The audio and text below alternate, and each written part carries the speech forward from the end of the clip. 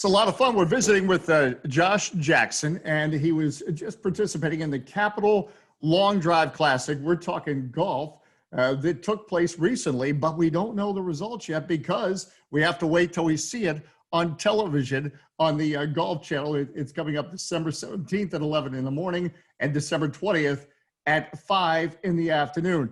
Now, Josh Jackson, I know you're a former football player. Your father was a professional football player, right? So naturally you think, well, that you're going to follow in your father's footsteps. Before we get to the Capital Long Drive Classic, you discovered golf, and you look like you could hit it a long way. My dad taught me a lot when it came to the sport of golf. He's an avid golfer on top of that too. So it's sort of like if we weren't playing football, we were playing golf. So it ended up working out in the long run also. Let's have some fun and talk about this again. Capital Long Drive Classic that recently happened here, and they want to do it every year in the nation's capital. And okay, long drive. The goal is to hit it far as you can. But there's a real science involved in that. I read somewhere where you increased your club speed at one point to 17 miles per hour. I can't even imagine swinging a club 5 miles per hour. So how do you even increase it that? So talk to me about the science of hitting a golf ball, a long drive.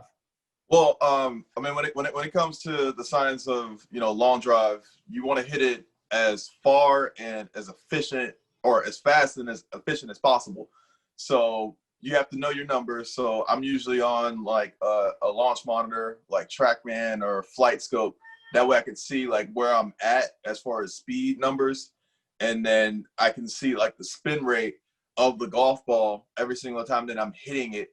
And in long drive, you want a low spin number with like a high launch. So that way you can get the optimal amount of distance. So it's a lot of stuff that goes into it. As far as like training and everything, I do a lot of like explosive, like powerful or power based lifts and exercises to just make sure that I'm as fast as I possibly can be, and that way I'm able to compete and put some good numbers up, because it's a game of numbers for sure. Now, what's your longest drive? In competition, 402 yards. My fastest like ball speed or club head speed, my fastest club head speed on Flight Scope was 154 miles an hour. My fastest ball speed on Flight Scope or TrackMan is 218. That is going to be increasing, but that's where I'm at right now. and yet, how do you increase that? Just lift, like training and technique. I do a lot. I've been doing a lot of instruction and everything lately, so just making sure that I'm getting like the proper angles and the proper feels or the proper weight distribution in my feet, and just making sure that everything times out correctly, because that's what it's all about. We only have like a split second to swing the club, so everything has to work out like right on point in order for the ball to go straight. But anything else that's like an inch off or anything like that can go 30 or 40 yards to the right or left. So it's a lot that goes into a long drive. And that's what I was just going to say. It's not as simple as I jokingly said you look like you can hit the ball long because you're fit and you're a big guy and a former football player, but that's not it. You can be big and strong, but that doesn't mean you're going to hit a golf ball a long way. It sounds like a real finite science. Yeah, and that's just talking about swinging. We're not even talking about the elements.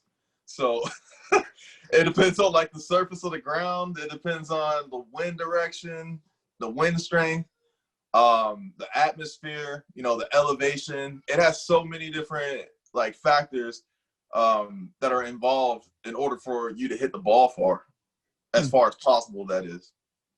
If somebody said, came up to you, or I'll come up to you right now and say, all right, Josh, just, I'm not that smart. So just, break it down for me real simple. If you had to give bullet points of if you're trying to suggest to somebody, if you want to improve your golf game and hit it far, you do these 3 things or these 2 things, or what are the real key things, the bullet points? Well, everyone's different. So like I take a look at people's swings, and we just try to instill, the same principles of power, as I call them. So it's just mainly just making sure that we load up certain parts of our body in our backswing, and making sure that we keep, good technique going through the ball, because you can't just have strength when it comes to long drive and it comes to speed. You have to have a certain technique also. It's very technical or technically driven, because if you're not technically sound, you're not going to be fast. You can be as big as you want to be. It doesn't make a difference. You still have to have some sort of technique. So that's mainly what I work on with anyone that works with me, or that asks any type of questions on how to gain speed. And we gain like 5 miles an hour, like the first session, half the time, sometimes even faster than that. Now, do you think a lot when you swing the club? Because that always, when I swing a golf club and try a drive, it's the mind that always ruins me. I start to think, all right, I'm gripping this and I'll do this, and the next thing you know, it goes 40 yards to the right. Yeah, like when I'm practicing, I try to practice as much as I possibly can, to the point where certain things become like second nature. Right. But when I'm like actually like on the grid, like the Capital Long Drive Classic, I only had about 2 or 3 swing thoughts.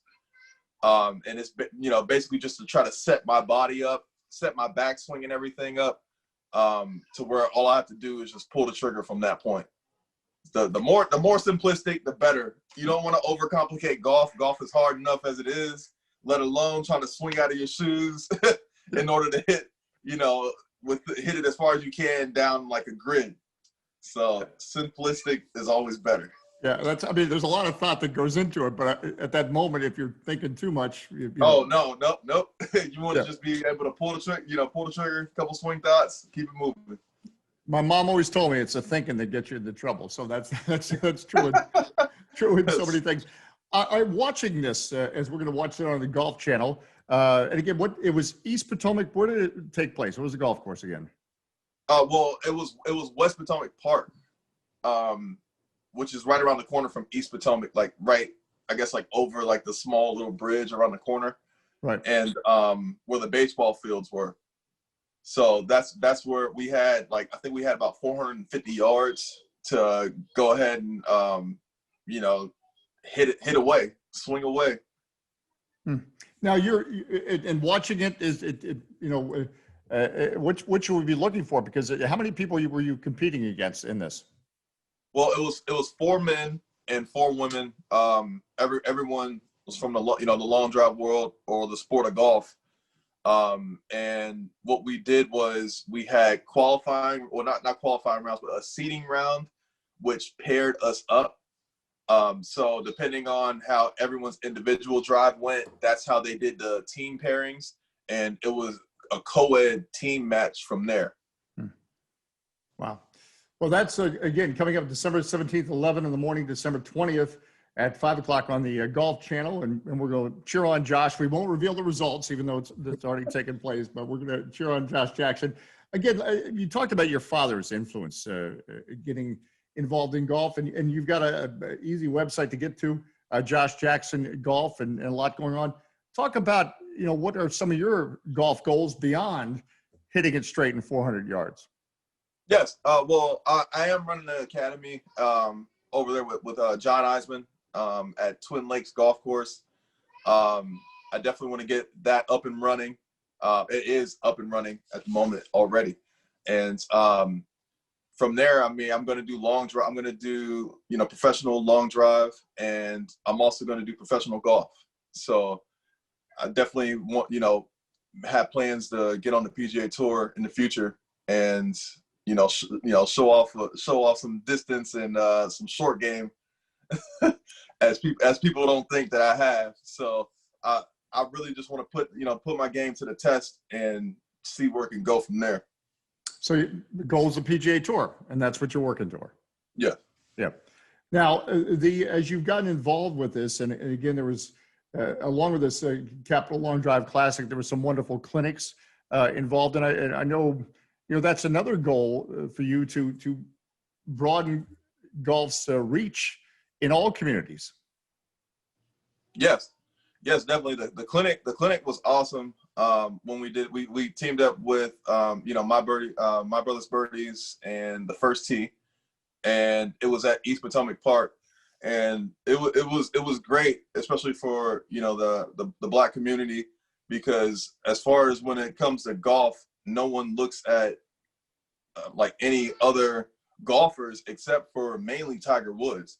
So for like the kids to be able to see, us out there and actually, doing good things and, hitting the ball, with great skill.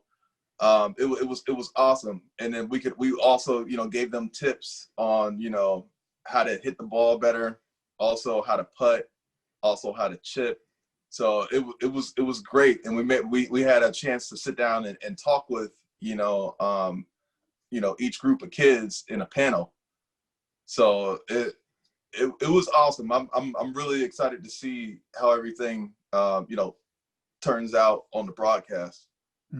Now, you make an interesting point. I mean, obviously, we point to Tiger Woods. I'm old enough, as I was growing up, Lee Elder was a breakthrough golfer. But, I guess you have a Tiger Woods, but golf still needs to be more inclusive. Is that a fair statement? It's sometimes you see Tiger Woods and you think, well, it's really opened its umbrella, but maybe a lot of work still needs to be done. Or what's your take on that?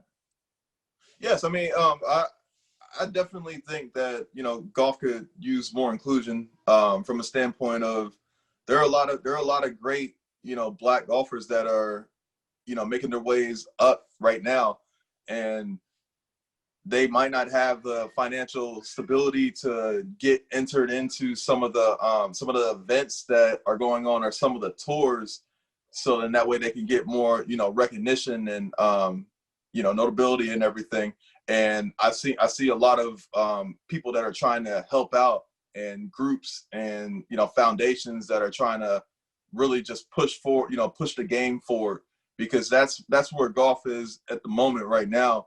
Is they're starting to grab so many different types of people, and bring them towards the game, and that's awesome, because that's how sports get to the next level, like NBA or like like NFL. NFL's doing it's doing better with I guess like the racial I guess issues, but the NBA is the ultimate sporting league in my opinion, and I see golf making its way towards it. So it's a slow process, but it's good to see that some progress is being made. But yeah, definitely it needs to keep being pushed.